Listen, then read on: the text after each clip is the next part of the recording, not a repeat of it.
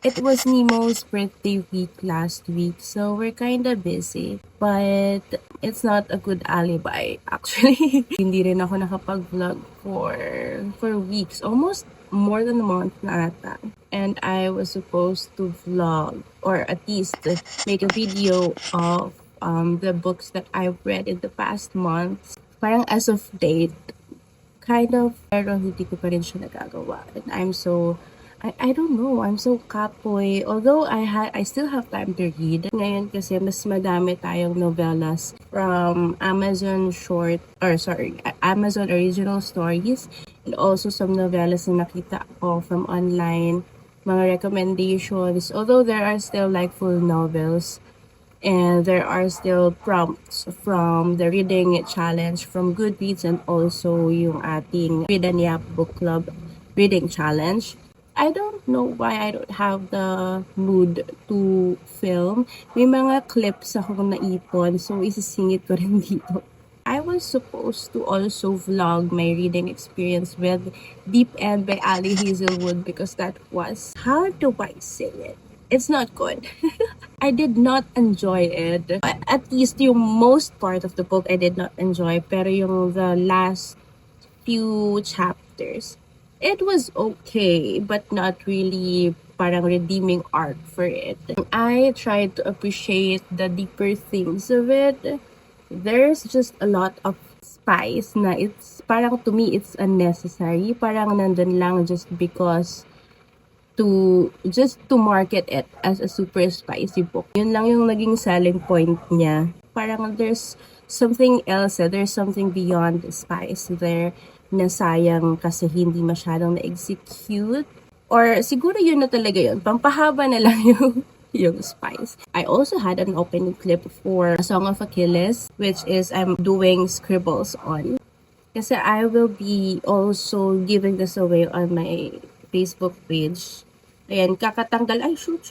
Meron ako pa rin bookmark kasi nandiyan na dapat yung aking scribbles. So, ganito pa kakapal yung aking doodle. Tinanggal ko na yung ibang tabs para at least medyo fresh pa din siya. Kasi may kasalanan ako. Nag-peel yung golden foil here. Yung doodle sana makabawi. But this is one example. I posted it on my Facebook. For this vlog, we will do the usual. We will would read, pero ang current read ko is like a series, no, not a series, but a collection of short stories na fantasy, or at least fantasy-like. Then I'm on the book 2 na ng collection. So far, from the first and second book, para silang like modern fantasy. Parang they're set in like the modern times, pero there's magic in it. The first one is The Garden. So, it's kind of like yung mom ata ni main character yon, or parent niya. Or parent or grandmother went missing. Pumupunta ito dito sa garden, na mysterious garden. And at some point, hindi na siya bumalik at hindi na nila nakita. So, ngayon, she's curious and she wants to go to the garden as well. Parang road trip scenario lang. Hanggang sa makarating siya sa garden. Pero to me, what resonated to me is like a representation of the garden. I don't know if this is the right interpretation, pero to me kasi, as I understood it, I quoted a part of the book as well sa review ko sa Facebook. I'll post it here. The quote there made me realize na, wait, this is not just a magical garden or whatever. This is a metaphor for grief or even death. But it was super deep na parang won't make sense if you look at it like at face value. So you need to interpret it, and that's my interpretation to it. And now I'm on the second book. It's called Persephone by Leigh Grossman. Siya ay parang like the usual high school kid lang. Pero eventually, pero parang subconsciously, na-let go niya yung kanyang powers. So, yung powers na yun is medyo physically, not medyo, but physically affected the whole class kasi she was in a class that time. So, papunta sila somewhere else to maybe get answers about that. bakit siya may ganun. So, nandun pa lang ako. That's 80+% in. It's less than 100 pages per book. Like, the first one parang 48 yata, 42. Tapos this one, like, ganun lang din. Also, may jujitsu class ni mo later after work. So, I guess may time naman tayong magpasa kahit paano. I'll update you whenever.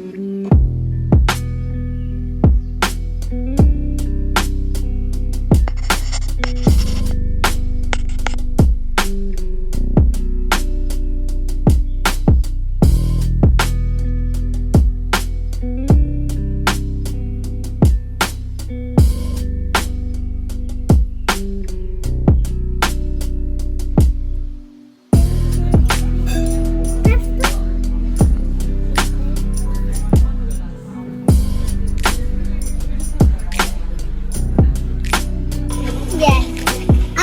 Yung bula, may bula do. Kaso, finish, wala sang meat.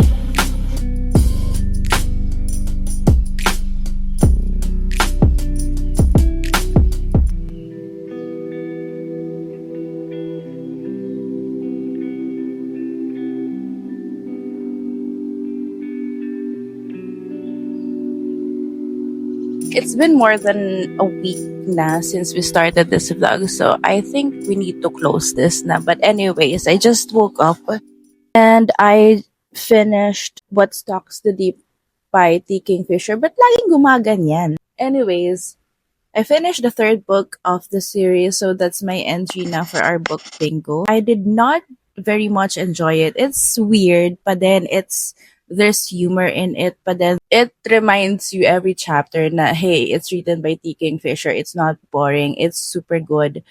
But I don't know why it's not gripping for me. There's no hook for me. Dahil nabasa ko na si Project Hail Mary and we are very much attached with Rocky. Si Fragment naman ang nandito and there's a little bit of attachment between or among the characters. Siguro ako as a reader, I did not feel it that much. There's no emotional attachment. You just understand na, hey, I'm just a creature na I want to live my life along with my fellow fragments. I am now reading an ARC that I got from NetGalley. Thank you so much for approving this. I requested for this specifically kasi this is like horror mystery and it's also like historical fiction. It's set in shocks 1800s yata. Wait, 1987. Not very much old din pala. Pero, a horror happened like years ago. 70s if I'm not mistaken. Kung yun yung natatandaan ko. I am already like 27%, 28% in.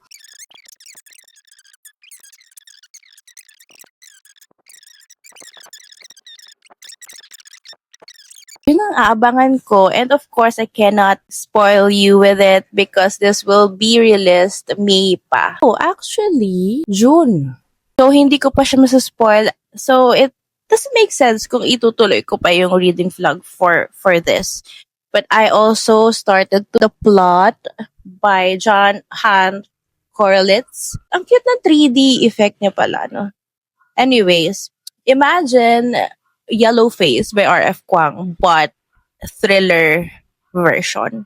When a young writer dies before completing his first novel, his teacher, Jake, helps himself to its plot. The resulting book is a phenomenal success, but Jake worries, what if somebody out there knows? Somebody does. And if Jake can't figure out who he's dealing with, he risks something far worse than the loss of his career. Yun lang.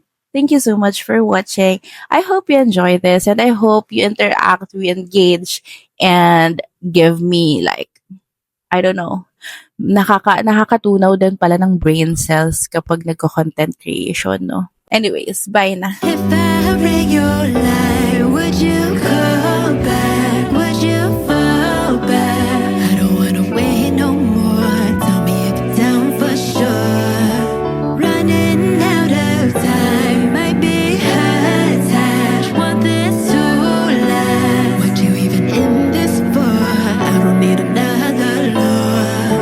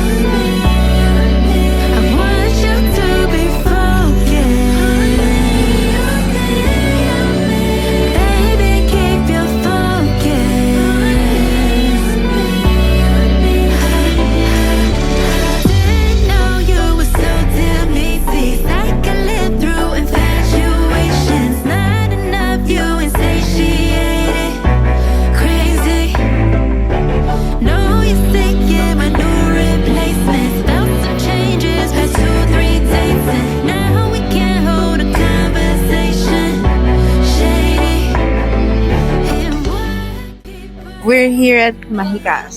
Malapit siya sa jiu-jitsu class nila. And there are books here na free to read when you're inside the cafe. Wait lang. There are quite a number of books. Meron ba doon sa taas? And since malapit lang sa menu dito, what if I try to read the book here every time she's here? And then let's see how many sessions yung kailangan ko to finish that specific book kasi hindi ko natin siya mabasahin. So, hahanap ako ng something that I don't have a copy of kasi some of them I already have.